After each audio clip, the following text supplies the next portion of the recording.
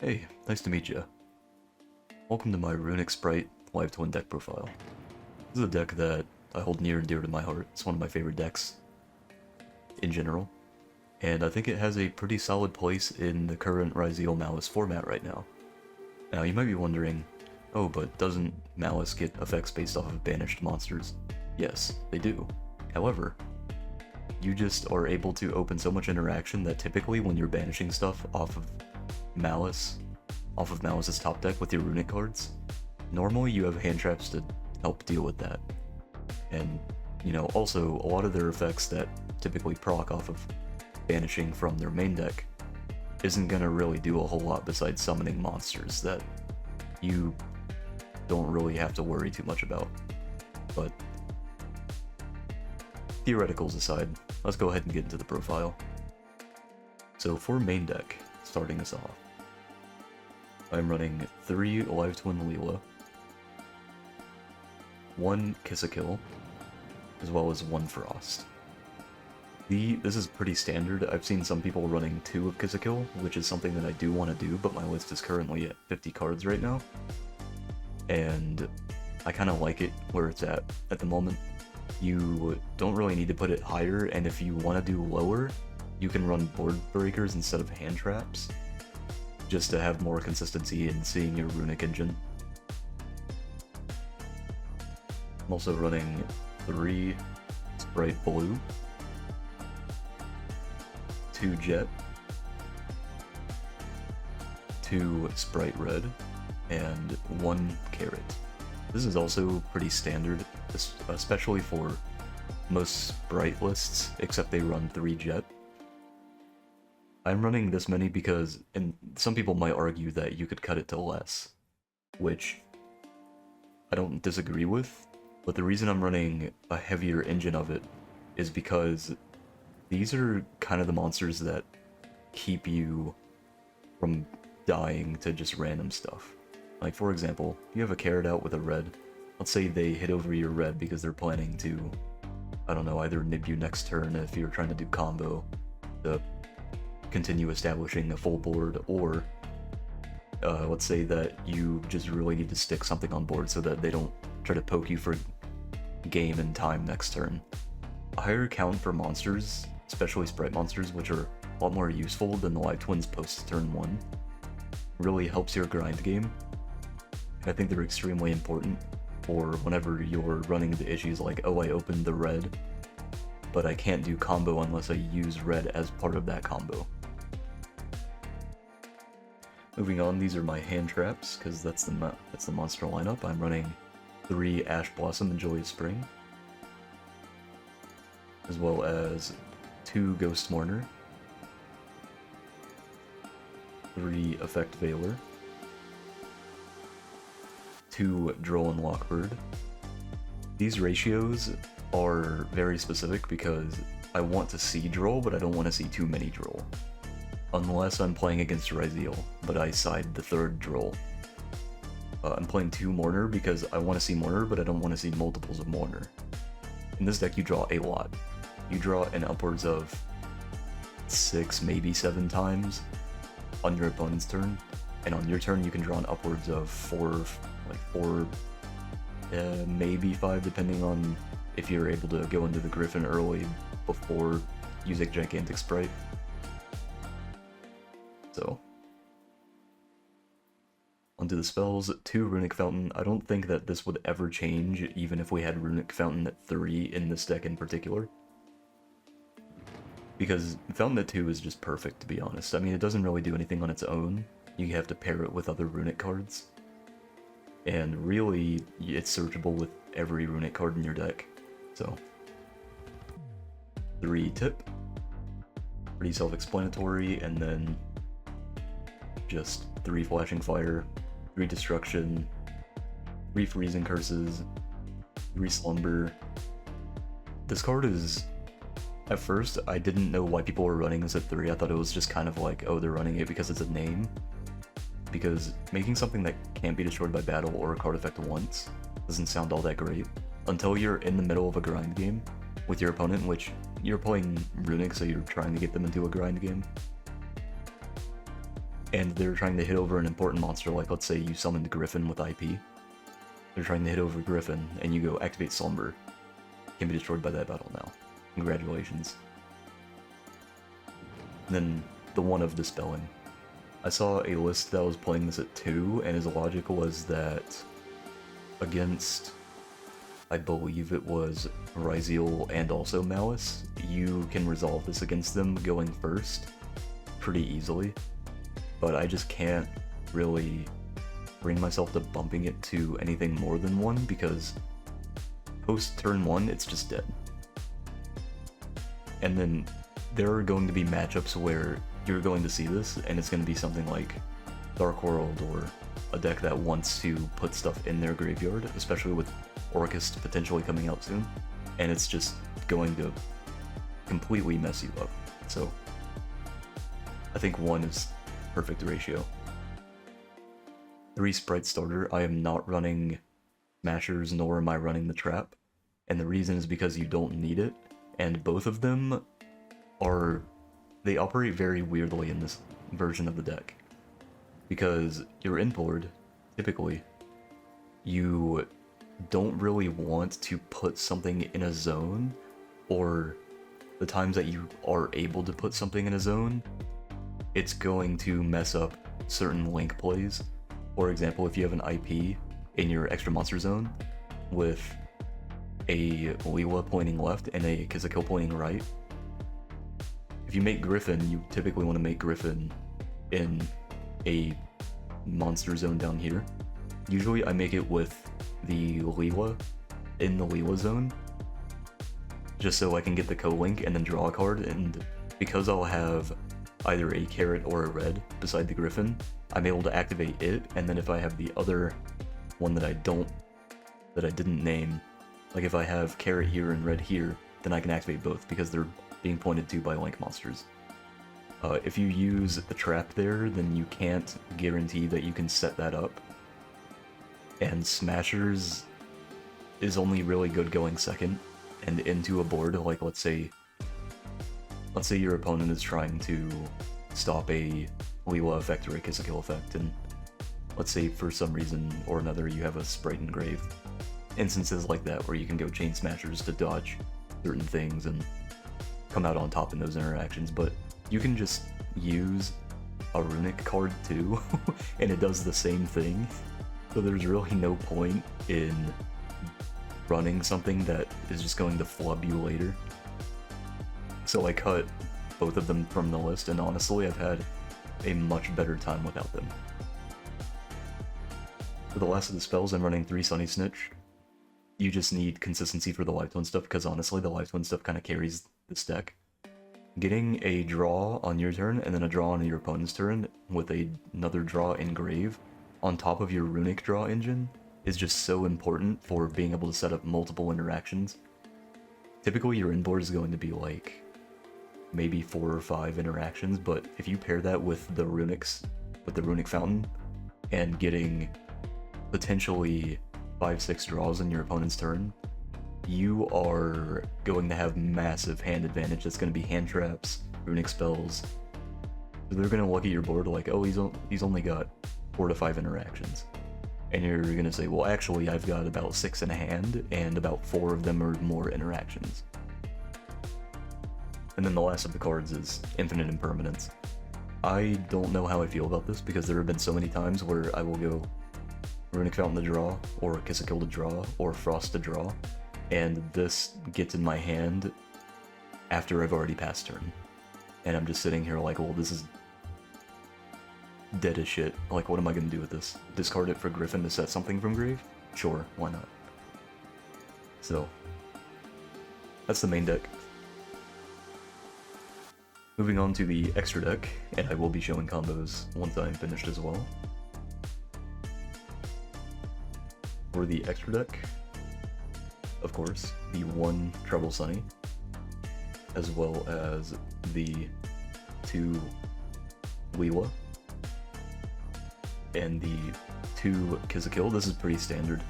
I have seen lists that cut the Treble Sunny, or they run it at 2. I have, even in Life Twin Spright, I never ran this at more than 1. I ran this with access code because you could do either one or the other, and both of them accomplish the same thing. But I felt like access code was better, because with access code, your opponent can't respond to it. So once it hits board, you just go effect, target engrave, gain attack. Response after resolution of effect? No? Okay, cool, I'm killing you right now. And then you can just save the Trouble Sunny for later, so. But it's in here because occasionally you do, or are able to do damage to your opponent without using a Runick spell for one battle phase. And sometimes it's just nice to have in there for random case scenarios. Moving on to the other links, I'm running 1 Abomination. This card is crazy because a lot of your cards destroy. You have 2 Runick spells that destroy. You have the Life Twin engine that destroys. You just have so many things that destroy that this is going to proc at some point. And if it doesn't, then you're going to activate it on end phase anyway. And also, usually when I don't make Griffin, I make Abomination, so. Griffin is just great for really anything, playing against, say, Branded. 𝐒𝐿 can get over it, but you can just wait until you see if they have the EXT or not, and you can just hold the red negate for whatever they dump off of EXT. 1 Nightmare Unicorn. This is just another fiend to summon whenever, like, just in case you get fiend a lot. When you're doing stuff on your opponent's turn with IP and you have the twins, but you need to use its twin effect early. So. And then I'm also running 1 SP Little Knight. This, if you can get the IP play into SP off, it's definitely the best play, in my opinion, because you're removing 2 for 1, or you're going effect on summon to banish and then removing another card if they activate something, which is really, really good, especially if the deck that you're playing against is normal summon reliant, like for example Centurion. And well, I say normal summon reliant, but they can theoretically open Oath or another extender and still do their plays. But you know what I mean. Like, if you're hitting a Centurion normal summon, then they need to have exactly the 1 extender, and you have answers for that. They're a hand trap deck, so. 1 IP is pretty self-explanatory. You just make this and then go into some bullshit later. 1 Spright Sprint. This is just to do the Life Twin combo whenever you have extra bodies. And I can showcase that later, because I know that there's not a whole lot of people that know the combo. 1 Gigantic Spright. I used to run this at 2, but I was kind of struggling for space and I really wanted to fit more Runicks in. So it was just the first thing I decided to cut down, because you don't really need it after turn 1. And if your opponent stops it, it's just like, whatever. Okay, don't care. Normally they dump their hand traps before you get to this part though, so. As for the Runicks, I'm playing 1 Sleipnir, as well as 2 Hugin. I am not playing Jerry, and the reason I am not playing Jerry is because Sleipnir accomplishes a very similar role, but I think it fits the niche of what you use Jerry for better. Because with Jerry, typically you're only summoning Jerry if your opponent is trying to go battle phase and do damage to you, or kill you. Sleipnir accomplishes the same thing, but it also accomplishes a much funnier thing as well, because let's say you're going second. If you had a Runick spell that, let's say your opponent's got a bunch of monsters, it's Destruction, so Destruction normally destroys a spell or trap, well, you can just summon Sleipnir in main phase, and then just use Sleipnir to try to bait something out. And then if you've successfully baited something out, then you still have your main phase to do everything you need to do in, rather than just going battle phase, activating the Runick card, and then having to skip the next battle phase after that. So it saves your next battle phase for you, because you can just go activate main phase, I'll skip my battle phase this turn, and just break their board in my main phase. So, I think it's very good. As for side deck, and I'm still testing ratios for side deck, but so far, I have 3 Ghost Sister and Spooky Dogwood. This is just for time, because this deck does have a minute issue with running into instances where you look at the clock and there's like maybe 30 seconds left in game 3, because your goal isn't necessarily to kill your opponent, you want to deck them out most times. Normally they concede before you get there, but this is just like insurance. And then a 1-of Draw and Lockbird just to round out the 3, because this is really good against Ryzeal, and also Malice, because both decks tend to search or draw, and you kind of want to slow down their game plan as much as you can. And then a 1-of Red Resonator. This is also a time card. Essentially what you do is you make Gigantic Spright, you summon this, and then on special summon you go gain life points equal to the attack of like Gigantic Spright or something. So if you make Gigantic with a Huggin, you're gaining... Is it original attack? No, it's just normal. It's just attack, so you're gaining like 32 if I recall correctly. So you're gaining 3,200 life. Very, very good.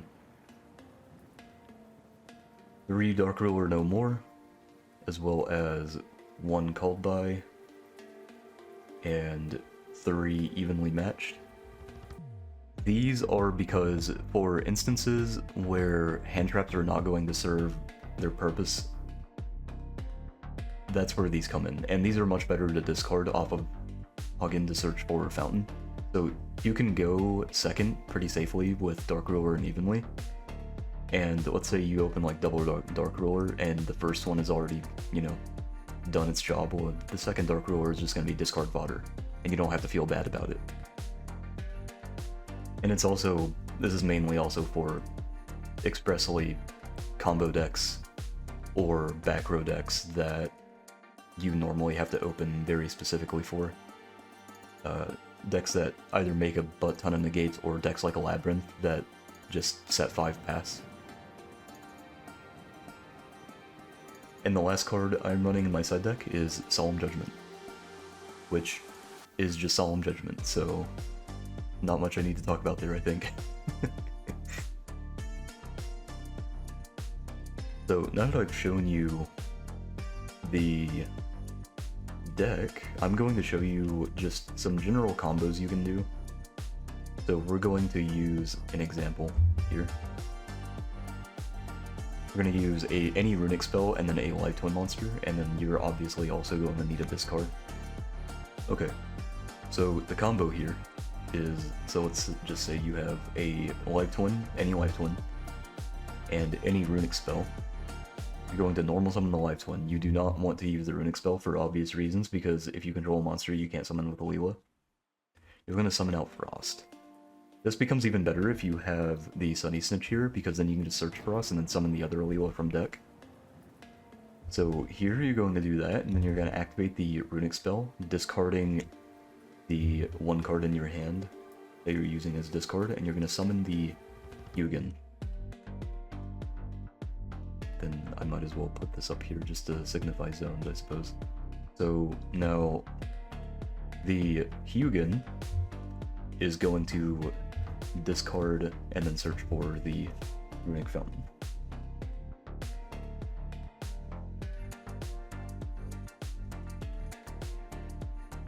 Once you have your Runick Fountain, you can activate it if you want to, doesn't really matter. And then you're going to overlay for Gigantic Spright. Now, you want to do this here because this is going to be 4th summon, so you're trying to get through Nib. If they Ash or Imperm you here, it's fine, you can just go into the Live Twin plays immediately.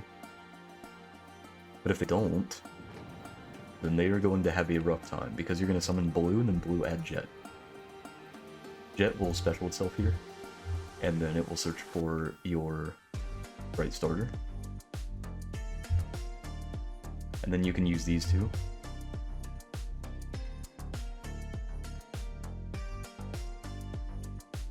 For your IP Masquerena.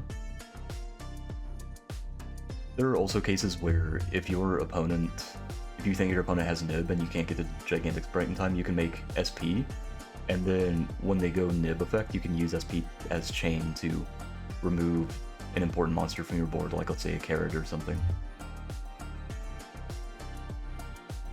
So now here, you're going to go your gigantic and your frost into a ki-sikil. ki-sikil is going to summon back the lil-la, and then you're going to link the lil-la and the ki-sikil off into this lil-la, the link lil-la, and then you're going to use this lil-la effect to summon the ki-sikil and then draw a card. So we're just gonna pretend this is just any card, any unknown card. Then after that, you're going to activate Spright Starter. You can also activate Starter before you draw if you want to deck bin a little bit. I tend to activate Starter after I draw, because if I draw into a red, then I want to special the carrot. Normally here though, I special carrot, because this deck is a little weak to spell trap interaction, so you kind of want to mitigate that as much as you can. And so here, you should have 3 cards in hand, if I am remembering correctly. So you should have 3 in hand, because you use 2 and you discard 1 to do your combo. So you should have 3 in hand on your opponent's turn. And also, if any of these were like a Runick spell, you could go, like, for example, if you had Tip. Tip is the best one because you can go Tip, Search, and then you can go like Search Slumber and then activate Slumber on something so that you draw 3. But because this is destruction here, you're just fine. Also, let me shuffle this back in because the deck was not, it was in presentation order, so. Okay, so here you have Destruction, Freezing Curses, Imperm. So let me show you some different things you can do when you've made this board. So on your opponent's turn, let's say you set the Imperm over here. On your opponent's turn, you're going to go, let's say, wait for them to activate an effect. You chain IP using you go IP and the ki-sikil into the Griffin here. And if you drew into, like, say, the lil-la I drew into earlier, you can discard the extra lil-la or the extra Sunny Snitch or just anything non-important to reset something from grave, like, say, Starter, and then draw a card. But here we're not going to do that. Here we're going to go lil-la effect after summoning the Griffin to summon the ki-sikil. ki-sikil is going to draw us a card. So I drew the Sunny Snitch, which is very unfortunate because I already made the Griffin, but it's okay. Now here, if your opponent activates a spell trap, you can use the carrot to negate by tributing lil-la, and then use the ki-sikil to summon this back, and then pop a card your opponent controls. And then you can just dump your hand of Runicks, and then go Effective Fountain. And also if they search, you can go Frost Effect to banish and draw.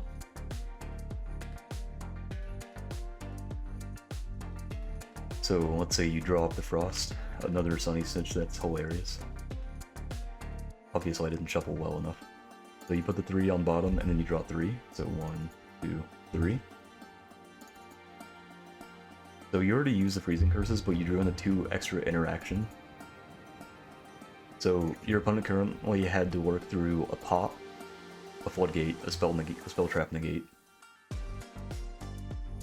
the 2 Runick spells in your hand, which were Destruction and Freezing Curses, so a negate and a spell trap pop. And then they also have to work through a Veiler and a Moonlit Chill, and then also this Imperm on back row. Which, that is a lot of interaction for any deck to work through. Most decks are probably not pumping through that. Now, to show off another sort of interesting thing that I really enjoy doing with this deck. Okay, so I'm going to show you guys another combo that's a little more specific here. This combo does have a hard time running into Nib, because you have to use the Sprint to get into your Life Twin combo.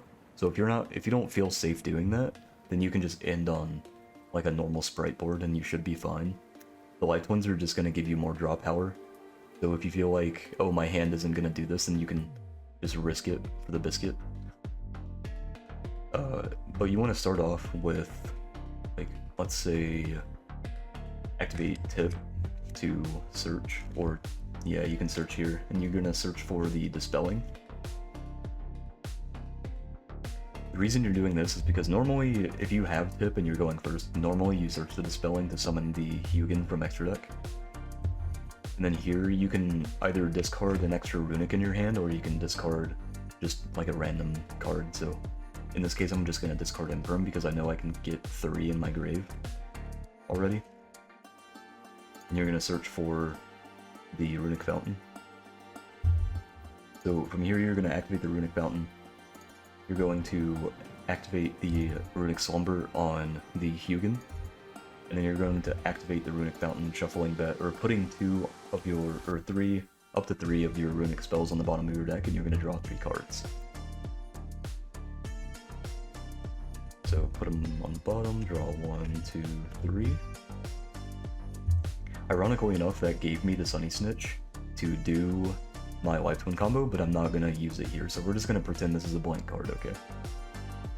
So you're going to special the blue, go blue effect to search for Jet. And I might as well grab the starter while I'm at it.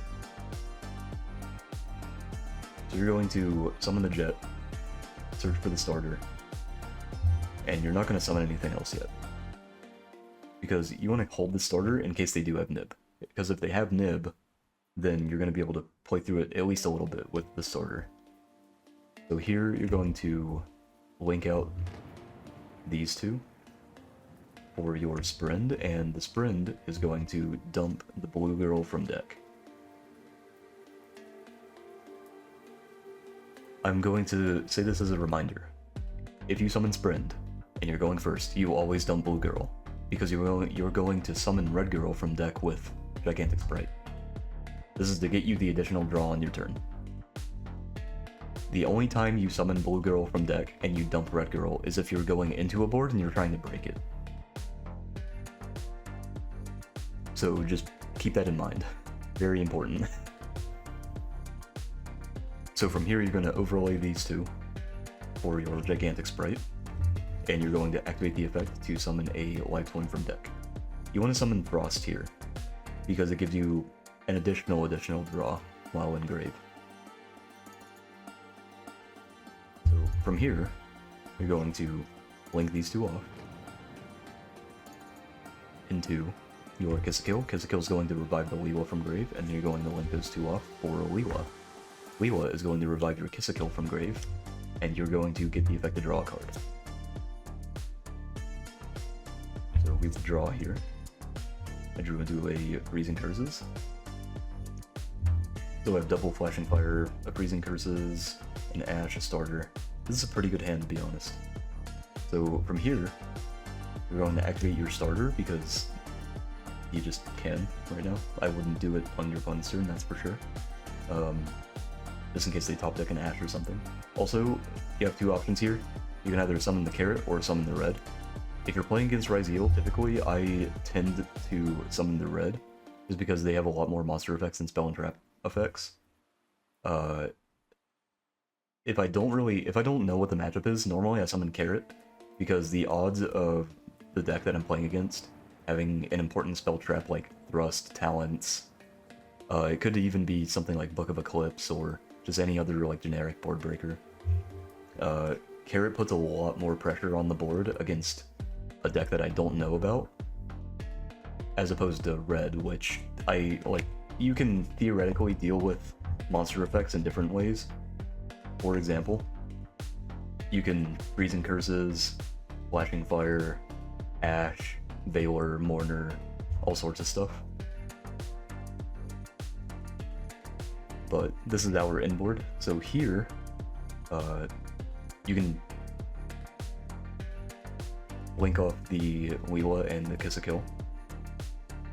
And honestly, I typically try to go for lil-la because I want to make an attempt to go lil-la effect in their main phase the first time they activate something, to summon the ki-sikil so that I can just draw a card off of it. Which, then after that, your carrot is going to be alive so you can tribute the lil-la. And then you can just go ki-sikil effect, summon lil-la, pop a card. So you would draw off of the ki-sikil. I drew into red. Now let's say they do some stuff, do some funky shit. Go tribute, tribute summon, pop. You can go banish frost to draw a card. So we drew into another ash, which is unfortunate, but it's kind of whatever, you know. You can go flashing fire, freezing curses. Then you can go fountain effect to shuffle or put up to 3 on the bottom of your deck and then draw that many cards. So I'm putting 2, so we're gonna draw 2. So 1, 2. So I drew Slumber and Moonlit Chill. And this is part of the reason why I love Slumber, because if they're almost always, they will go battle if they can, and they're gonna try to kill one of these, or both of them. Slumber prevents that and allows you to save those effects for your next turn to help you pick apart their board even more. It doesn't save you from, you know, some of the malice interactions. And I think 𝐒𝐤 has a couple interactions that they can kind of get around it with, but they are not doing it when you've hit them with like 7, 8-ish interactions. That's for sure.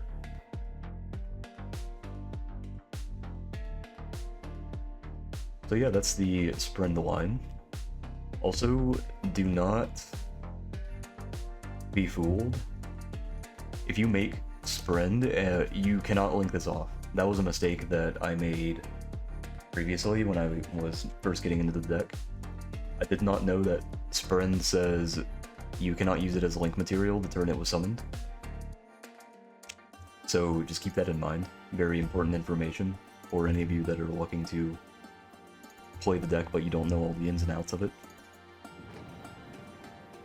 Now, I'm going to do a couple of test hands. I'm going to do 5 test hands just to show you the consistency of the deck as well as how well it plays into boards or is able to open interaction for your opponent. So, shuffle a few times here, and I'm going to go 1, 2, 3, 4, 5. This is actually a fairly weird hand, because while you do have interaction with your opponent, you have lil-la, red, and you do have your extension in the form of the spelling, and flashing fire as just sort of something to remove, like a detonator or something from the board. Your 6th card would be blue, so if I were to rate this out of like from an interaction standpoint, going second, not very good. But going first, you are cooking your opponent. Going first with this hand, you are like they might as well just scoop it up now, because you're gonna go normal lil-la effect, they ash, imperm veil, or whatever. You don't care. You go, okay, cool. Red. Carrot. Blue effect. Jet. Yeah. GG. Like, they're just not going to play through it, because this is going to give you probably the IP board with the live twins, and you're also going to have the Moonin, or the Runick fountain. You're going to have a up to 6 or 7 card, 7 card, depending on what you make. Like, if you make Griffin, you do a discard, you can draw up to 7, I believe, maybe 8. So new hand, 1, 2, 3, 4, 5. Drawing the key with the Lee is always not great, but this hand is not. This hand is actually a little more flexible than the last hand, which is very nice. And then your top card is going to be Mourner, which this can come up. For example, if your opponent's on 𝐒𝐤 and they use the trap effect in grave, you can use this. Going second, yeah, it's not bad going second. Not bad. Because you can just use your normal summon as bait, or you can use the tip as bait, or you can use the starter as bait. This Veiler is probably going to be in grave. Mourner is going to fetch something eventually, and if it doesn't, you can just use discard fodder for the 𝐒𝐤. And then if the tip goes through, and you can grab something like Slumber or Freezing Curses, you can use that, and then just draw 2 off of the Runick fountain. Normally, I try to hold the Runick stuff for last, because they are genuinely your better cards, unless you know that the Runick stuff is going to be able to push through your opponent's board, in which case you can just dump them. Like, for example, I was playing against a Mouse player that ended on, I believe it was Griffin, the link that banishes something. I think he also had IP. And I had Tip. I didn't have any live twins, unfortunately, but I was able to get into the live twin engine. I had Tip. I believe it was Tip, Freezing Curses. There was a couple cards. Oh, I also had an Imperm. I had an Imperm as well as... I think it was another Imperm too, now that I think about it. And then I had a blue, and I drew into one of the Imperms. And I believe the last card was a... I believe it, if I recall correctly, it was red or something. It was just like something I could put a level 2 on the board with. So I had this hand against a Malice player, which this hand is just very good in general. Don't get it twisted. This is a this is a cope hand, you know.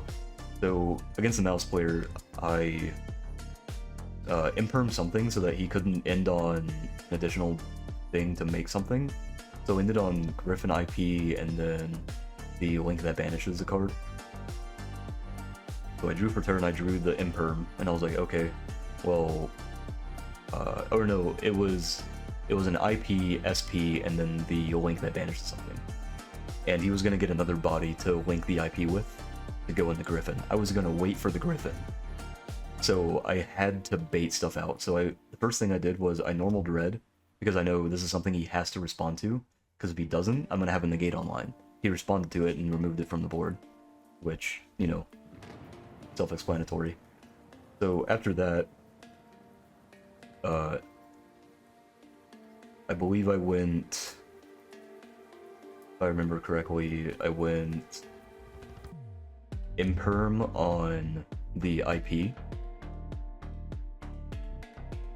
He chained it, and I was like, yeah, we're gonna go Freezing Curses here. And I went Freezing Curses on the IP, I believe, if I remember correctly.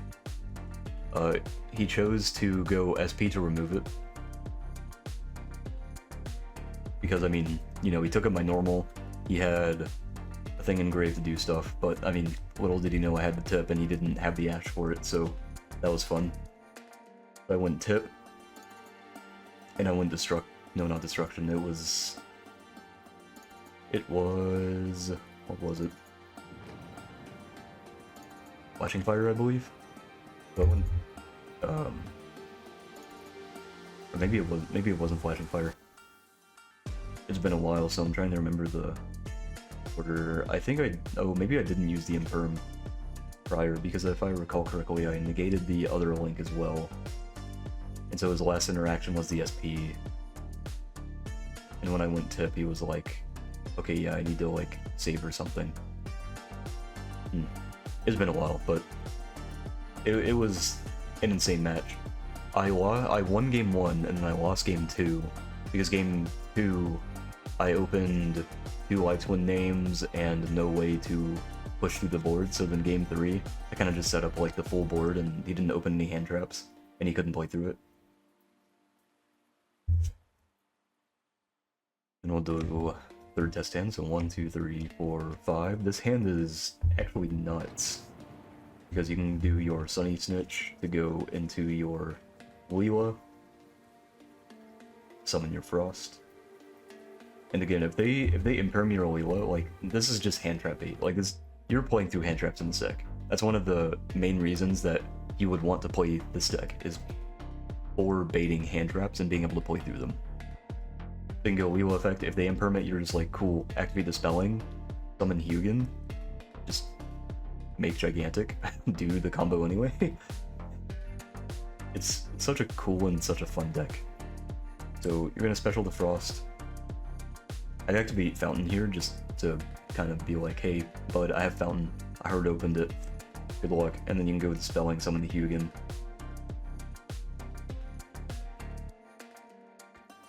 No effect, obviously.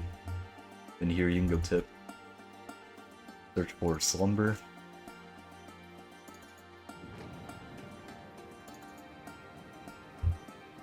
This also puts pressure on your opponent because they know, like, oh, if they search Slumber, then they have a way to draw 3. Because they have 2 engraved, the Slumber is going to be the 3rd. So, do I hold my Ash for that, or do I hold it for Gigantic or another important play? And so that's when you can kind of mind game your opponent, because if they have Ash and they're not going to use it on Fountain, then they're probably going to use Ash on Gigantic, or like they could also just like Imperm Gigantic or something. They're just going to try to be able to nib you after Gigantic. So they might not Ash the Fountain if they have other cards to pair with Ash, is what I'm saying. Or like if they have Valor, you know? So here you can just do the normal board, make Gigantic, the Gigantic effect, detach, summon. Blue is going to search Jet, then Jet is going to summon, and then Jet is going to search for starter. Now here, and you could also do this instead if you wanted to. Instead of making IP, you could go straight into ki-sikil. And then you can go these two into SP. So then you go key effect, summon blue, link out for Lee, summon key. You can go key effect to draw a card, so you're going to draw one. It was a Lee, which gives us a discard for Griffin if we had made the IP. And then here, you can go activate the... Actually, honestly, I might just activate the Slumber here, because I want to get the draw 3 so that I know what my hand is looking like before I summon with the starter. And then also using the starter after you do the draw is going to shuffle back. You're going to shuffle your deck after you use the starter, so it's just better to do that to make the odds of you drawing into your Runics higher. You're going to draw 3 off of that, so I drew literally red, carrot, and destruction. That's... okay. Sure, I guess. You can activate starter. You could also just hold the starter for now, because you drew in the red and carrot. Which, that is, like, stupid.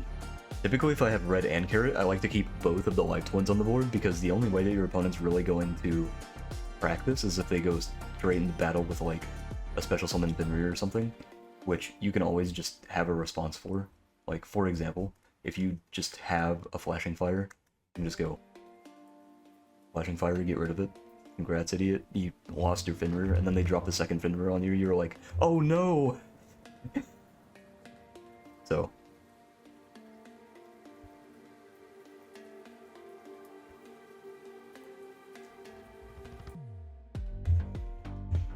I'm trying to think if there is any other information that I think is important. If you guys have any information that you want people to know, things that you think are very important for the deck, or for new players that are trying to learn the deck, make sure to use the comment section below. Also, subscribe if you haven't.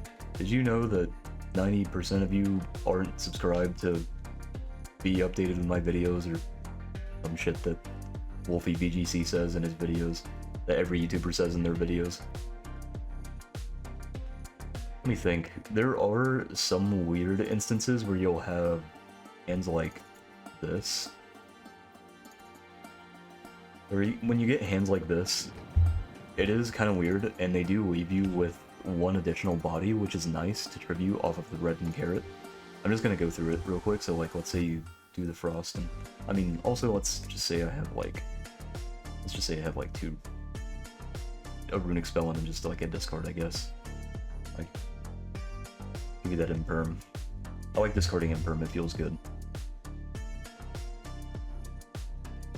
So let's say you can go either normal the frost, or you can hold your normal and you can go activate tip, or have the dispelling. Activate dispelling to summon the 𝐒𝐤𝐚. Discard, search for fountain.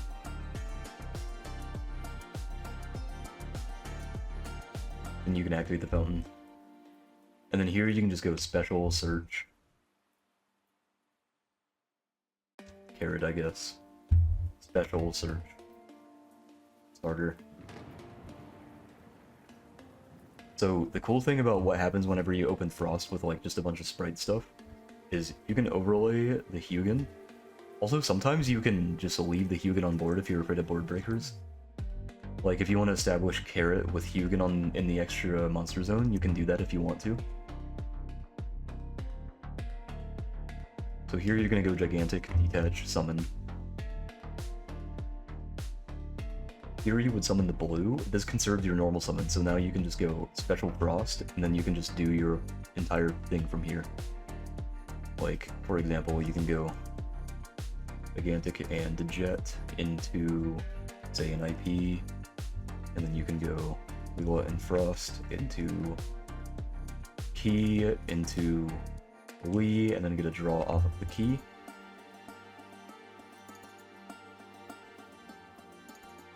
Now that I'm thinking about it, this doesn't give you... Well, it does give you the additional body because you get the red and the carrot. But sometimes if you... So you'll open like lil-la and Frost with a Runick spell. And then you'll also have just like full Spright combo without needing Gigantic. So you're gonna get the draw of Ki. It's gonna be a Sunny Snitch, which you can just... Normally I just activate it to search. I normally search blue because I run 3 blue. I like to keep the 1 of red in deck, if I can. And then you can just use this to discard off Griffin. So then here you can go Special Carrot, Activate Starter, Special the red, and now I can show you guys the zones for the Griffin setup as well. So when you pass turn here,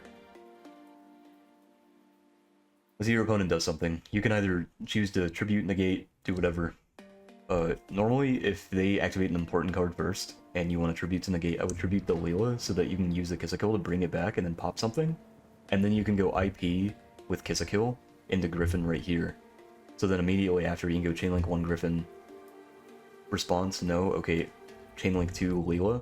Summon the ki-sikil from grave, so then you're going to draw 1 off of the Griffin after discarding, and then you're going to draw another card off of ki-sikil.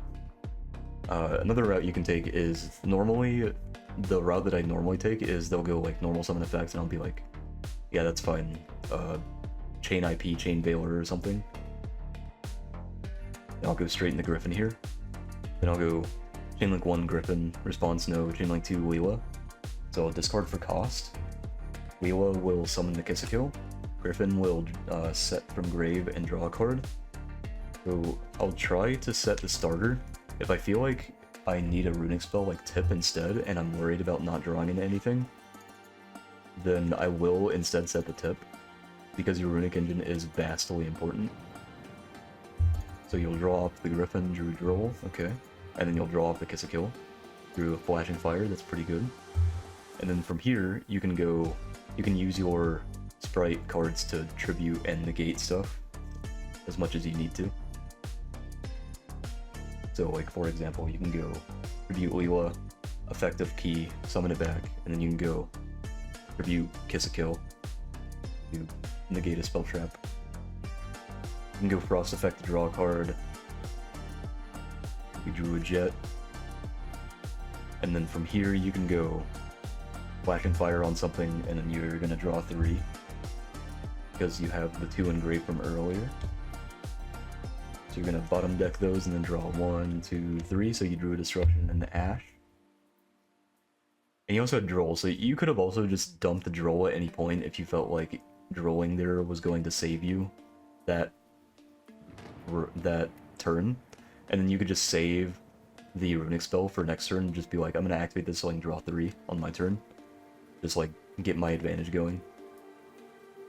So you drew into Ash, Droll, and Destruction. You can use all 3 if, you know, the situation wills it.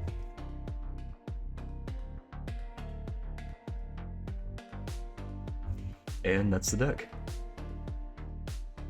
I hope this was educational for anyone watching.